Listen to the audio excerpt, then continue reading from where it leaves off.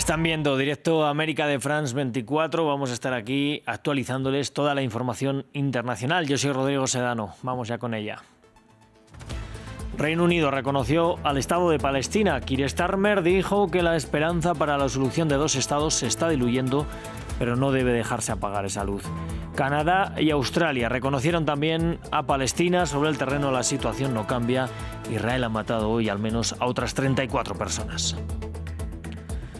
En Filipinas, la capital Manila ha sido el escenario de protestas por la supuesta corrupción de funcionarios por sobornos en proyectos de control de inundaciones.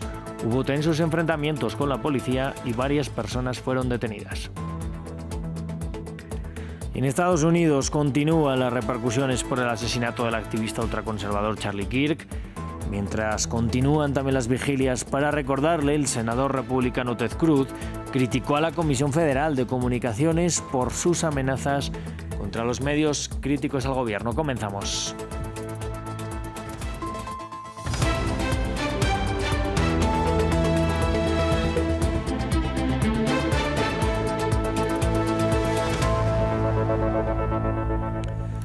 Abrimos este informativo con la noticia del reconocimiento del Estado palestino por parte del Reino Unido.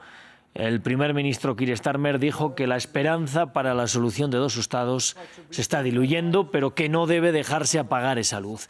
Informó asimismo Starmer que ha mandado imponer más sanciones contra miembros de Hamás. Canadá y Australia reconocieron también el Estado palestino. Sobre el terreno, la situación no cambia. Este domingo Israel ha matado a otras al menos 34 personas en la ciudad de Gaza. Anteriormente, desde Londres, nuestra corresponsal Luisa Pulido nos contaba cómo esta es una medida que no ha sido apoyada por la oposición al gobierno laborista. Mientras los partidos de oposición como el Conservador y Reform UK critican al gobierno porque esto significa un premio y una victoria para Hamás, algunos seguidores del laborismo y el movimiento pro-palestino celebran este movimiento. Nigel Farage, que recordemos es el arquitecto del Brexit, ha dicho que este anuncio es una rendición al terrorismo y una traición a Israel. Por su parte, los familiares de los rehenes secuestrados por Hamás en el atentado terrorista del 7 de octubre de 2023 le suplicaron a través de una carta a Keir Starmer que no haga este reconocimiento en este momento, solo cuando sus seres queridos estén de regreso, porque eso significa premiar a quienes los secuestraron y los mantienen en condiciones poco humanitarias, condiciones sin humanidad, y también a sus asesinos. Domésticamente esto tiene un rédito importante para Keir Starmer, cuya popularidad, cuyo nivel de desaprobación es casi del 70%, porque le dará puntos con la comunidad musulmana y con miembros de su partido que hace meses y años llegaban exigiéndole, pedían que tomara acciones más vehementes contra el gobierno de Netanyahu.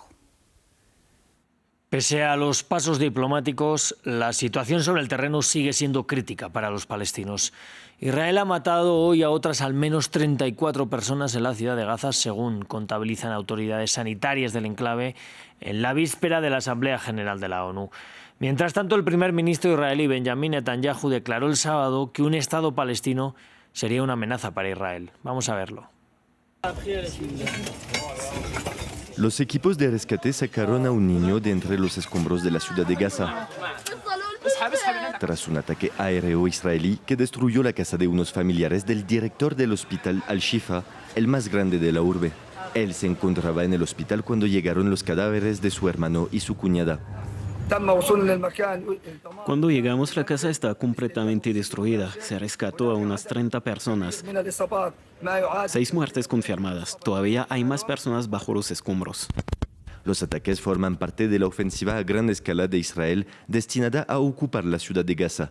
El ejército israelí ordenó a cientos de miles de personas que se desplacen hacia el sur, a lo que Israel denomina zona humanitaria. El éxodo es caótico. Una ruta de escape fue cerrada para permitir el despliegue de los tanques israelíes, dejando abierta solo la carretera costera de Al-Rashid. No dejaron ni una sola casa o barrio sin bombardear. Llevamos 6 horas caminando porque no hemos encontrado ningún medio de transporte.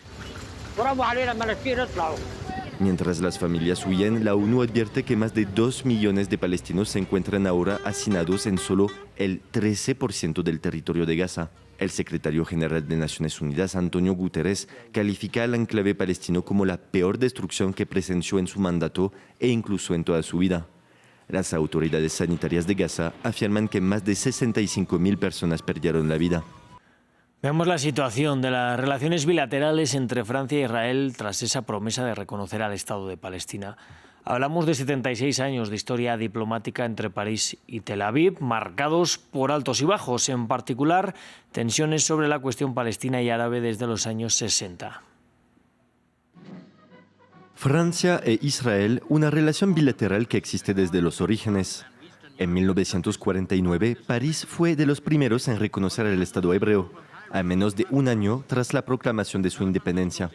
En la década de los 50, Francia incluso apoyó a Israel en su programa nuclear, con la construcción de la planta de Dimona en el desierto de Negev. Pero las relaciones entre París y Tel Aviv conocieron altos y bajos, siempre en relación con el conflicto israelo-árabe. 1967 marca una ruptura, con un discurso del entonces presidente Charles de Gaulle, percibido como antisemita por Israel. Ahora Israel organiza en los territorios que tomó una ocupación que no puede llevarse a cabo sin opresión, represión y expulsión. Ahí se manifiesta contra él la resistencia, que a su vez califica de terrorismo. A son tour, il qualifie de terrorisme. 1982, segundo hito. François Mitterrand fue el primer presidente francés en visitar Israel para acercarse con el país. En un discurso ante el Parlamento de la Knesset, destacó la posición de Francia, que permaneció hasta el momento, de apoyar la solución de dos estados.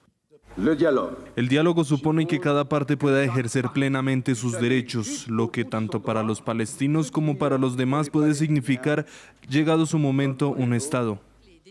En los años siguientes, Francia criticó cada vez más los excesos de la política de seguridad de Israel hacia los palestinos. Una tensión que explotó en un incidente diplomático durante la visita oficial del entonces presidente Jacques Chirac en Jerusalén en 1996. Impedido por autoridades israelíes de entrar en contacto con los palestinos en la ciudad 3 veces santa, el jefe de Estado francés se enfadó con una declaración que resonó entonces en todo el mundo árabe. ¿Qué quieren? ¿Que vuelva a mi avión, que regrese a Francia? ¿Eso es lo que quieren? Entonces déjenlos irse, déjenlos hacer su trabajo. No, no hay peligro, no hay problema. Eso no es un método, eso es provocación. La segunda intifada en 2000 confirmó el divorcio entre París y Tel Aviv, hasta la muerte del líder palestino Yasser Arafat en 2004 y la visita del entonces mandatario israelí Ariel Sharon en Francia en 2005. Desde entonces, Francia mantiene relaciones cercanas con Israel, pero surgieron de nuevo las tensiones cuando Tel Aviv atacó a países que son aliados históricos de Francia en el mundo árabe, como Líbano en 2006 y 2024, y París ahora cuestiona la devastadora ofensiva israelí en Gaza. Y hay manifestantes que protestaron en Manila para expresar su indignación por la supuesta corrupción de funcionarios que se habrían beneficiado de sobornos de proyectos de control de inundaciones en Filipinas. Hubo tensos enfrentamientos con la policía y varias personas fueron detenidas. Esto ocurre cuando el supertifón Ragasa podría afectar a algunas de sus islas mañana. Vamos a verlo. En Filipinas, el cocodrilo se convirtió en el símbolo de los manifestantes para denunciar la corrupción de la dirigencia política. Acusan a los legisladores y contratistas de malversación de fondos públicos destinados a la lucha contra las inundaciones para pagar sobornos, construcciones de baja calidad y proyectos fantasmas. Estas acusaciones han resurgido en las últimas semanas después de que Filipinas fuera azotada por inundaciones mortales que causaron importantes daños en el norte del país. La gente está furiosa porque ha sido víctima de las inundaciones durante todos estos años. Las inundaciones han hecho que sus vidas sean muy difíciles y ahora descubren que los miles de millones de pesos que se suponía que iban a ayudarles, que se suponía que iban a resolver el problema, han acabado en los bolsillos de todos estos políticos corruptos, funcionarios del gobierno y contratistas. En julio, el presidente Ferdinand Marcos Jr. reconoció públicamente que muchos proyectos de control de inundaciones habían fracasado. Dejemos de pretender. El público sabe que estos proyectos están plagados de irregularidades.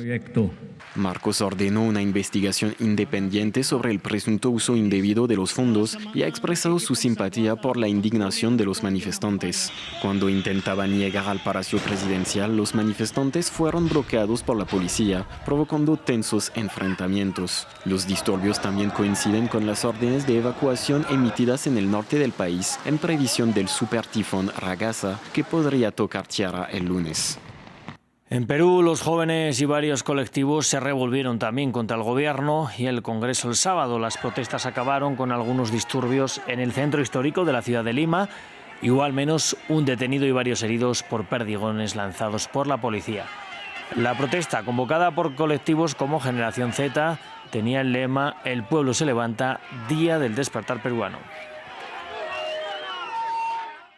Bueno, y las repercusiones continúan. Tras el asesinato del activista ultraconservador estadounidense Charlie Kirk, el senador republicano Ted Cruz ha roto filas para criticar a la Comisión Federal de Comunicaciones por sus amenazas contra las emisoras después de que el programa de Jimmy Kimmel fuera retirado de la parrilla. Durante los últimos días se han producido además protestas en defensa de la libertad de expresión, pero también más vigilias para recordar a Kirk. Todo listo para despedir a Charlie Kirk, el activista conservador y seguidor de Donald Trump que fue asesinado la semana pasada en la Universidad del Valle de Utah. Se espera que el presidente Donald Trump, el secretario de Estado Marco Rubio y otros líderes políticos pronuncien discursos durante la ceremonia, al igual que la viuda de Kirk, Erika. El homenaje tendrá lugar en el State Farm Stadium de Arizona, un estadio con capacidad para albergar a unas 64,000 personas. Un día antes de la despedida, los seguidores del activista conservador aseguran que será una jornada histórica.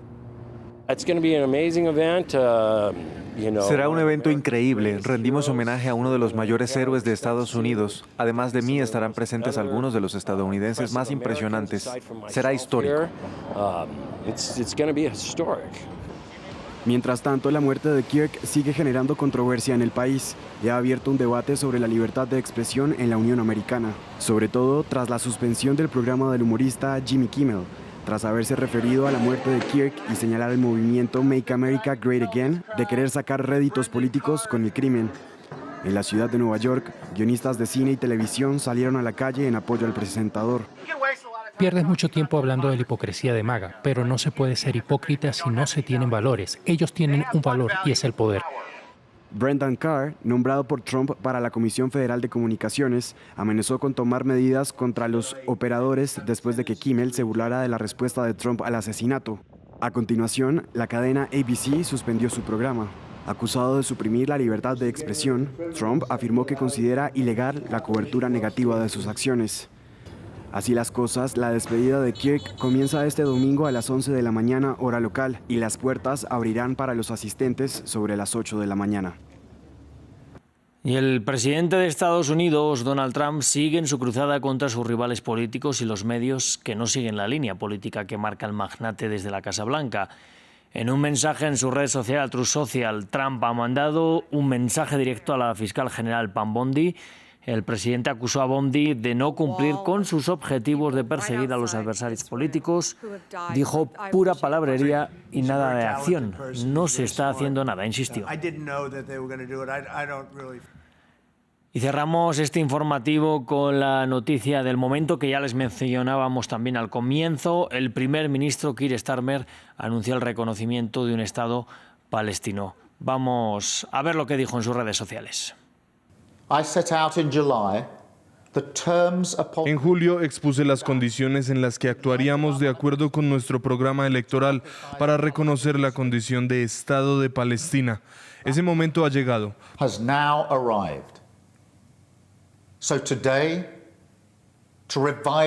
Por eso hoy, para reavivar la esperanza de paz y de una solución de dos estados, declaro como primer ministro de este gran país que el Reino Unido reconoce oficialmente al Estado de Palestina. United Kingdom formally recognizes the state of Palestine. Hace más de 75 años reconocimos al Estado de Israel como patria del pueblo judío. Hoy nos sumamos a los más de 150 países que también reconocen al Estado palestino. Pues con las palabras de Keir Starmer nos vamos a despedir. Yo les invito a que sigan aquí con nosotros y, como siempre, gracias por elegirnos.